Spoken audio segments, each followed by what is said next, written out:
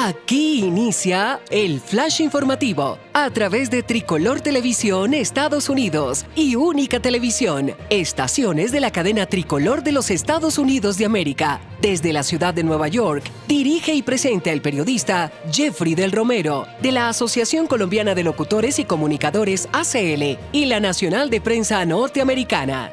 Flash Informativo, ahora al aire. Un saludo para todos y bienvenidos al boletín informativo de Cadena Tricolor y Única Televisión. Mi nombre es Angie Matiz y los estaré acompañando hoy en reemplazo de nuestro conductor y director Jeffrey del Romero. Iniciamos con Estados Unidos y la pregunta del día. ¿Por qué el Remdesivir, uno de los fármacos para tratar el actual virus, costaría $3.000 por persona en un tratamiento de 5 días si su producción es de apenas $10? Pues bueno, Francisco López Muñoz, profesor de farmacología y vicerrector de investigación de la Universidad de Camilo José Cela en Madrid, respondió diciendo que el tiempo que se emplea para encontrar estos fármacos es muy largo y además costoso, que Gilead merece obtener ganancias y que la patente dura 20 años, por lo que deben aprovechar el tiempo para sacar sus ganancias exclusivas. Pero es que con el Remdesivir, sin embargo, las cosas han sido diferentes, porque no es un fármaco nuevo, ni Gilead lo desarrolló específicamente para este virus, sino para la hepatitis C. Cuando se descubrió que no era efectivo contra esta enfermedad, fue investigado como tratamiento para el virus del ébola, pero tampoco funcionó con esta infección y quedó archivado en las estanterías de Gilead. Y con la llegada del nuevo virus, los ensayos clínicos fueron financiados por los Institutos Nacionales de Salud de Estados Unidos y otros organismos internacionales. Es decir, que fueron pagados con el dinero de los contribuyentes y no con el dinero de Gilead. ¿Y ahora qué piensan ustedes? ¿Debería ser comprado a precio de fabricante o a los $3.000? En otras noticias, la DEA explicó cómo se mueve el narcotráfico en Estados Unidos y por qué no conocemos los grandes capos estadounidenses. Y no es porque no se muevan millones de dólares o no existan traficantes de drogas en ese país, que además es el mayor consumidor de cocaína en el mundo, sino por la forma en la que se organiza el narcotráfico allí. Mientras que en México o Colombia vemos guerras por zonas y demás, en Estados Unidos lo que vemos son personas con una capacidad adquisitiva alta para comprar la producción y distribuirla. Estos además están mimetizados. Para resumirles este punto, en Latinoamérica el narco tiene carro de narco, tiene fiestas extravagantes, alquila fincas, islas, lleva chicas y hace el fiestón. Pero en Estados Unidos se esconden como si estuvieran en la clase media alta sin alardear mucho, así que es difícil reconocerlos. Y es que la DEA, en su informe anual Evaluación Nacional de Amenazas de Drogas del 2019, reconoce la existencia de grupos criminales locales y pandillas vinculadas al negocio de los estupefacientes. Por ello, expertos señalan que la entidad le otorga mucho mayor protagonismo a los miembros mexicanos de las organizaciones de crimen transnacionales presentes en su país y restan importancia a sus mafias locales. Por ejemplo, la agencia anunció en abril de este año que se detectó un sofisticado túnel que partía desde la frontera mexicana y llegaba hasta el área de San Diego, esto es en el sur de Estados Unidos. Su peculiaridad era que era la primera vez de que el cargamento incautado incluía 4 diferentes tipos de droga: cocaína, heroína, marihuana y fentanilo. Material cotizado en $29 millones. Otro hallazgo anunciado recientemente por la agencia estadounidense es que identificó 8 grandes centros de transporte de metanfetamina, la mayoría de ellos en el sur de Estados Unidos. Pero lo peculiar es que en ambos casos la DEA le atribuyó prácticamente toda la responsabilidad a los grupos narcotraficantes mexicanos. Pero vamos un poco a la política, porque Luis Alvarado, estratega republicano, dice que Joe Biden, a pesar de ser demócrata, es la mejor opción para Estados Unidos y lo mejor para remover a Donald Trump de la Casa Blanca. Por estas acciones, Alvarado ha recibido amenazas de otros republicanos, algunos de los cuales, según él mismo contó, le han dicho que lo colgarían de un árbol por traidor. ¿Y recuerdan el caso de la jueza Ruth Bader que ingresó al hospital hace unos días? Pues hoy dijo que su cáncer había reaparecido y que ha estado recibiendo quimioterapia desde mayo. Bader, de 87 años, dijo que a menudo ha sostenido que seguiría siendo un miembro de la corte siempre que pueda hacer el trabajo a toda máquina, y dice que sigue siendo capaz de hacerlo. Vamos a dar una vuelta por América Latina, que subestima de forma generalizada las muertes por el virus, lo que no es solo una curiosidad estadística, sino un hecho que oculta las implicaciones sociales, económicas e incluso políticas que la pandemia tendría sobre la región.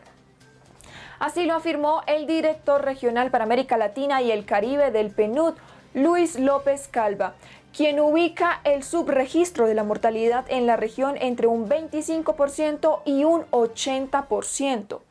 Pero esto no es un dato que sea interesante por sí mismo, sino que, según López, lo importante es saber el choque demográfico que está recibiendo la región, sobre todo si vemos los perfiles de la edad y los perfiles geográficos, que tendrían implicaciones económicas y sociales en un futuro inmediato y de largo plazo. En un plano más global, iniciamos con nuestro protagonista de hoy, que es China, porque Estados Unidos estudia prohibirle la entrada a todos los miembros del Partido Comunista Chino y de sus familias.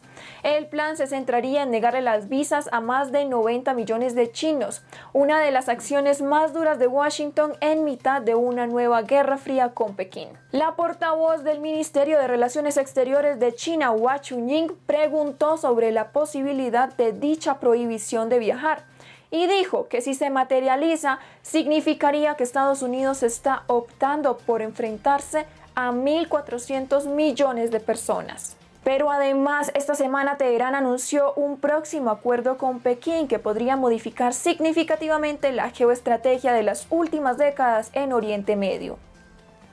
Los errores cometidos por las potencias occidentales están detrás de un ambicioso proyecto que le permitiría a los chinos invertir 400.000 millones de dólares en Irán durante 25 años. El acuerdo es muy beneficioso para Irán debido al aislamiento que sufre. En primer lugar, significaría un ingreso considerable de dinero en distintas monedas, especialmente en el sector de la energía, donde hay previstas inversiones equivalentes a 280.000 millones de dólares, así como para el sector de las infraestructuras y el transporte, donde los chinos invertirán 120.000 millones de dólares, dinero que permitiría crear millones de empleos, reforzaría la estructura política de la República Islámica y reduciría la oposición a las autoridades.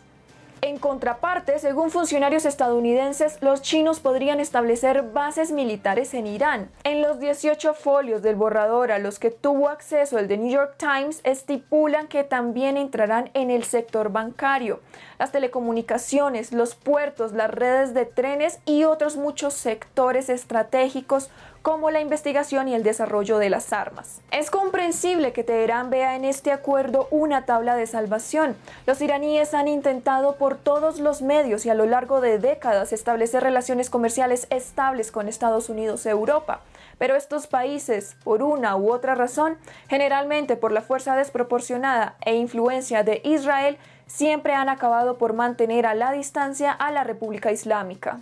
La gota que colmó el vaso llegó en 2018, cuando el presidente Donald Trump, siguiendo las directrices de Netanyahu, abandonó el acuerdo nuclear firmado por Barack Obama e impuso duras sanciones contra Irán, que desde entonces se han endurecido más y más. Aunque el presidente iraní Hassan Rouhani confirmó a su homólogo de Rusia, Vladimir Putin, el compromiso de Teherán con el acuerdo nuclear, un pacto que el mandatario ruso consideró importante al contribuir a la estabilidad global. Para ampliar esta información tenemos a David Castrillón, docente e investigador de la Universidad Externado de Colombia, donde enseña e investiga sobre el desarrollo y la política internacional de China y Estados Unidos. Profesor, bienvenido, y antes que nada, ¿qué sensación le produce a usted este pacto al que yo podría decir que fue Occidente mismo quien acorraló a Irán para que esto pasara? ¿Qué opina usted? ¿Quién gana y quién pierde? Pero además, ¿qué tanto se vería afectada la geopolítica en esta zona? El acuerdo entre China e Irán, aunque importante, no necesariamente representa un quiebre en las relaciones entre estos dos países y sus opositores en Occidente ni un redireccionamiento en la relación que tienen con ellos. Es más bien una continuidad de lo que ya han sido relaciones profundas entre los dos países por unas cuantas décadas. Esto es así porque sabemos que este acuerdo fue propuesto por primera vez en el 2016, aún antes de la llegada de Donald Trump a la Casa Blanca.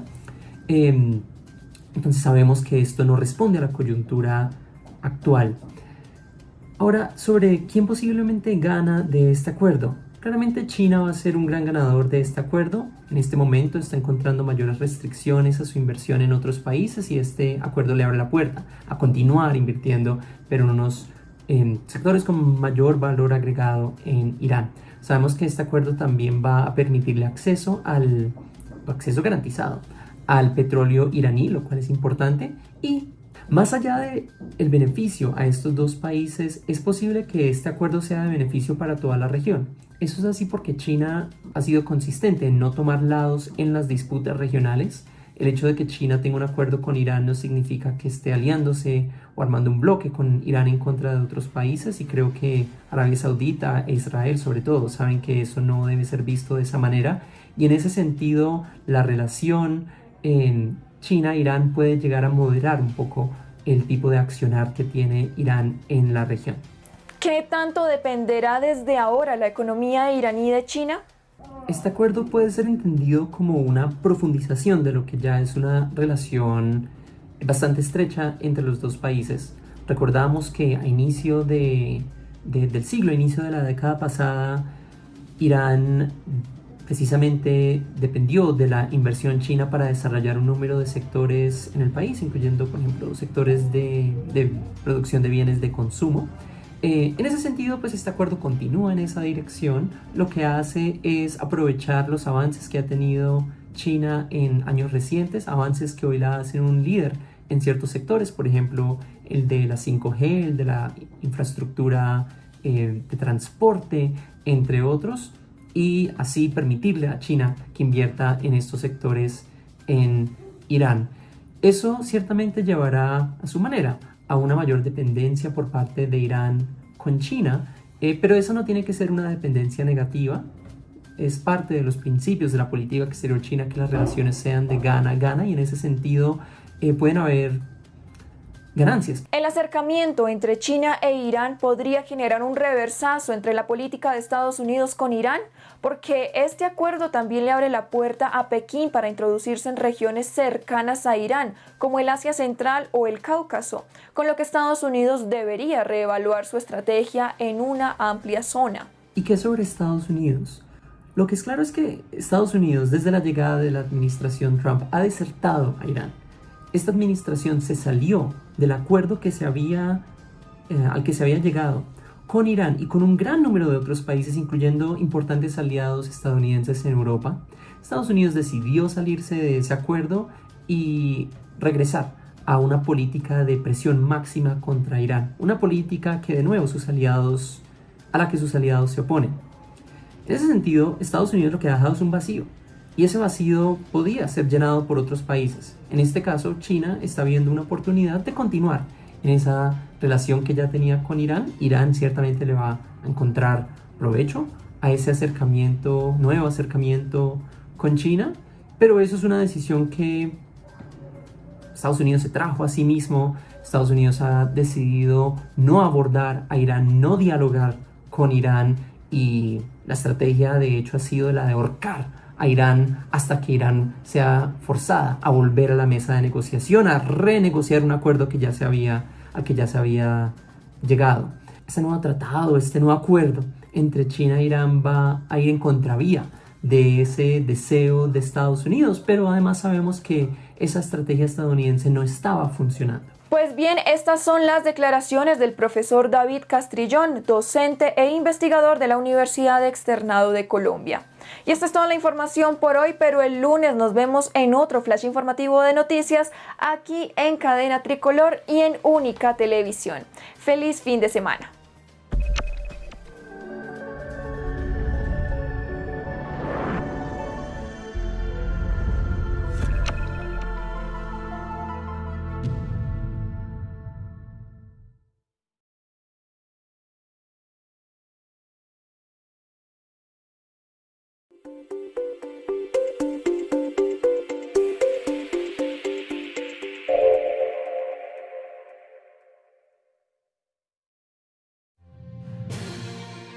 Aquí termina el Flash Informativo a través de Tricolor Televisión Estados Unidos y Única Televisión, estaciones de la cadena Tricolor de los Estados Unidos de América. Desde la ciudad de Nueva York, dirige y presenta el periodista Jeffrey del Romero, de la Asociación Colombiana de Locutores y Comunicadores, ACL, y la Nacional de Prensa Norteamericana. Flash Informativo, al aire.